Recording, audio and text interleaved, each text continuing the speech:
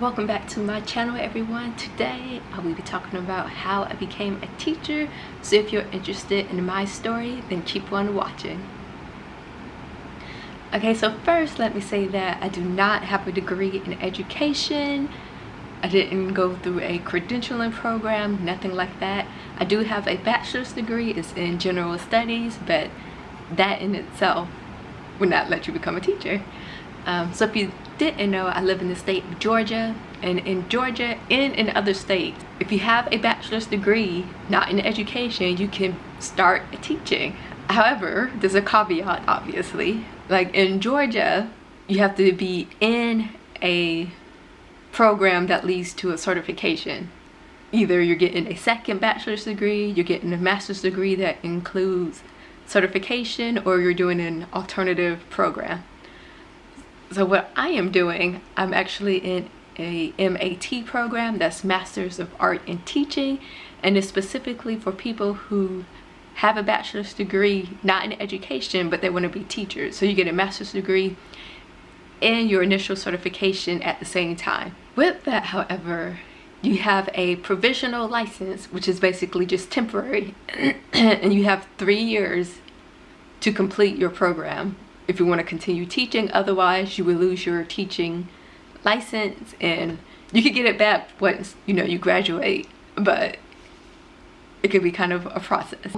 I didn't know anything about this at first. I was in the Army, and when I got out, moved here to attend a college that I'm attending right now, and one of my first classes, my professor, who also happens to be my advisor, asked me how soon did I wanted to start teaching. I was like, as soon as possible. And he's like, well, you can start now, but obviously I didn't know anything about it. And then he told me, like, all I had to do was take the certification exams and pass them, obviously.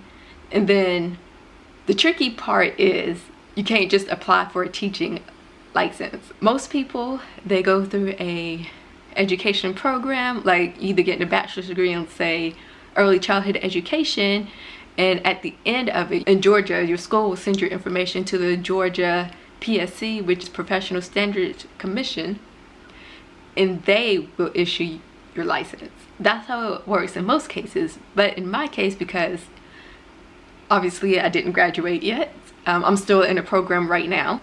In order to get my teaching license, I first had to be offered a job, which that can be the tricky part, is finding schools who are willing to offer you a job even though you don't have a teaching license. What I did was I went to a job fair. I actually had to apply to attend the job fair, and when I submitted my application, I got an email asking if I had a teaching license or if I was about to graduate, and then I said no, and I explained my situation, that I was in an MAT program, but I was eligible for certification. That's the key word, eligibility. Like, you have to be eligible to start teaching, and I was. So I was able to go to the job fair. For some reason, at least in my district, it seems like a lot of elementary schools aren't interested in hiring you if you don't already have a teaching license. So for some reason, a lot of them seem to not understand the concept, but some of the middle and high schools, like, they already knew that because they already have people going through the same process that I was going through. I handed out my resume at the job fair. I got a call back, although the first call back that I got was either for 4th or 5th grade math. So I had to explain to the principal, like, why I had to decline. And then I got called for an interview for my current job. I think that was like the second call, and I accepted it. I had an interview, which I vlogged because yeah, that interview, there is some craziness going on. I'll link that vlog down below if you want to watch it, as well as the one with the job fair. I think the same day, actually, I got offered a job and I accepted. I know they tell you not to accept the first job, but I was kind of thinking, I wasn't sure if I would be offered any other, like, even interviews or anything. And of course, after I accepted my job, I got like 2 other calls from other schools. I had to explain that I already accepted a job. So I just finished my first year teaching. with my provisional license, I still have 2 more years that I could work with my provisional license before I have to either complete a program or just lose my teaching license.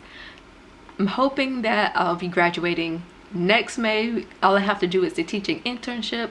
It's just the application process. Like, I was hoping to have started it in the fall of last year, or not started in the fall, but turned in my application and started in the spring, and then I would have graduated this fall, but that didn't work out. So hopefully I'll be graduating in May, and once I graduate, my license will convert to a clear renewable license, which meaning, you know, I'll still be under the induction because I'm a new teacher, and that's a 3-year process. That is my story about how I became a teacher. So like I said, it's a little different. I didn't go through the typical route, and also didn't do an alternative route. Technically, my program is still considered a traditional program. It's not alternative because I am getting a degree in education along with initial certification. It just happens to be at a master's level. At my school, I do know someone who is currently in an alternative program. In Georgia, they call it the Georgia TAP program. Also, I know in Atlanta there are some Teach for America positions, which I briefly considered doing that when I was still in the Army. But then I did some research and I didn't like what I read about it, so that was out. That's just an option if you're interested in becoming a teacher.